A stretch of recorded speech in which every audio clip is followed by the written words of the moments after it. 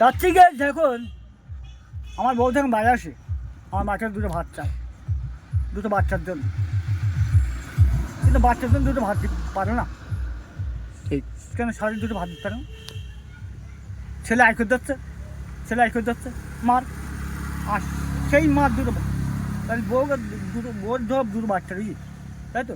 তা দুটো বাচ্চা দিতে ভাত দিতে কষ্ট হবে, ঠিক। হ্যাঁ। আর চলে গেল কি ধরনের এবার কার সাথে সেইভাবে চলে আমার গেছে সেটা বল। বলছি সেইভাবে তখন সাউরি আসে, তখন জিনিসপত্র বুঝকি না, তখন চলে যায় বল, আর তারপর তার ফিরলি আমি সেইগুলো তার দুটো আনতে গেছি, বোর্ড আনতে, তাও আসিনি। বউ কার সাথে চলে গিয়ে ওই মা আসিনি। লাইন করতো কার সাথে তোর বউ? লাইন করতো কাশি, তা বলতাম আমার বলিনি। বলিনি? না, এটা তো অন্যায়। তখন হচ্ছে আমি জানতাম না আমার সারা জীবন দুঃখ কষ্ট, কেন সারা জীবন পুতুল নিয়ে থাকি আর এই কি সিনেমার ফটো নিয়ে। ওইখানে থাকিস? হ্যাঁ, ওই সে তোর বউ? ওই আমার বউ। আচ্ছা। ফটোগ্রাফ নিয়ে আরে এইটা তার ছবি, আরে এইটা ছবি, এটা যে ছবি।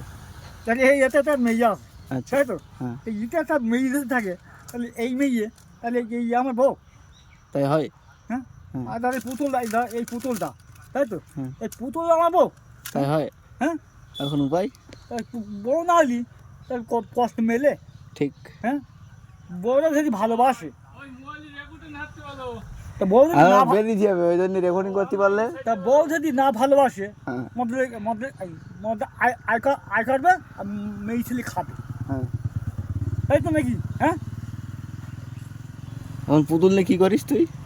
তারপর পরে